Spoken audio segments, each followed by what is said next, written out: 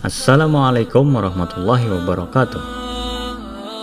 Di banyak daerah, di dalam maupun di luar Indonesia, terutama di lingkungan para habaib, sayyid maupun sayyidah, Thariqah Alawiyin dijadikan sebagai acuan dan panduan untuk amaliyah zahir maupun batin yang diterapkan dalam kehidupan sehari-hari.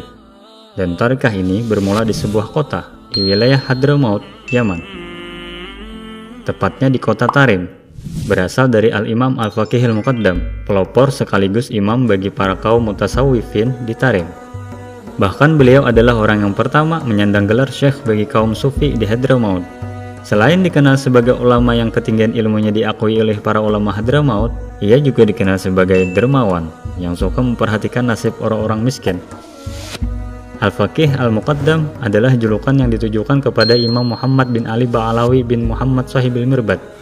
Gelar ini disematkan karena keutamaan ilmunya, khususnya ilmu fikih dan tasawuf. Al-Faqih Al-Muqaddam telah berhasil membangun menara pendidikan dan ilmu dengan bangunan yang kokoh di atas pondasi tulus karena Allah Subhanahu wa Ta'ala. Beliau dilahirkan pada tahun 574 Hijriah, 1176 Masehi, di kota Tarim.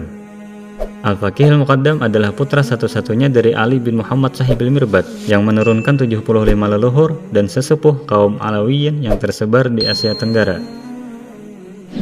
Berikut silsilah beliau: Muhammad bin Ali bin Muhammad Shahibil Mirbad bin Ali Khaliq Hasan bin Alawi bin Muhammad bin Alawi bin Ubaidillah bin Ahmad Al-Muhajir bin Isa bin Muhammad bin Ali Al-Uraidi bin Ja'far As-Sadiq bin Muhammad Al-Bakir bin Ali Zainal Abidin bin Husain bin Sayyidina Ali karamallahu wajhah, suami Fatimah Zahra putri Rasulullah sallallahu alaihi wasallam.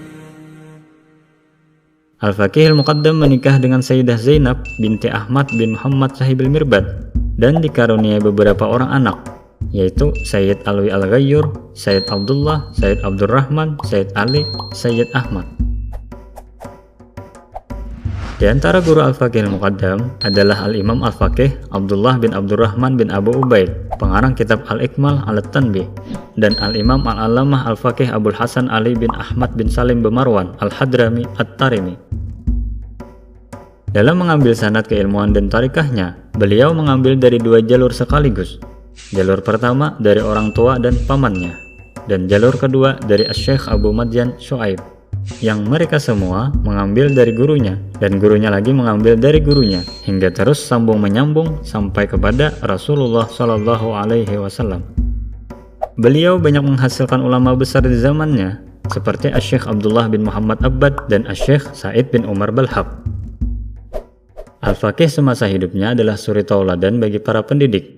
Dengan arahan dan perhatiannya, penduduk Hadramaut, khususnya kota Tarim, hidup dengan meneladani Nabi Muhammad SAW, tidak ketinggalan keluarga dan kerabatnya.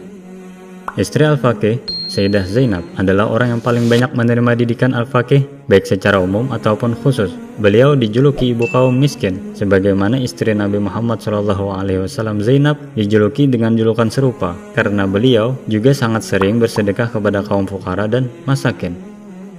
Bahkan beliau sepeninggal Al-Faqih terpilih sebagai penerus aktivitas yang dulu dilakukan oleh Al-Faqih Al-Muqaddam. Al-Faqih Al-Muqaddam lah yang memilih beliau sebab keteguhan tekad, kesiapan, serta kehandalan beliau. Para murid Al-Faqih Al-Muqaddam berbondong-bondong mendatangi beliau untuk meminta petunjuk, pendapat, atau bertabarruk. Beliau menganggarkan pengeluaran ribat pondok pesantren yang dibangun oleh suaminya.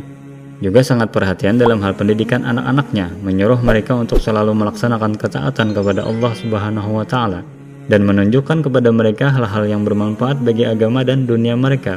Juga menyuruh menemani ayah mereka di setiap majelis taklim. Sebab pendidikan yang mulia ini, anak-anak Al-Faqih Al-Muqaddam berbudi pekerti luhur.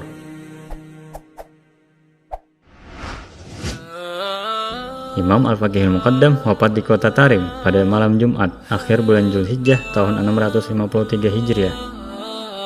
Disemayamkan di pemakaman Zambal, Hadramaut. Dan karunia Allah yang besar kepada Al-Faqih Al-Muqaddam adalah akan selalu ada ulama dan solehin dari keturunan beliau sampai hari kiamat. Semoga kita semua mendapatkan manfaat dari beliau.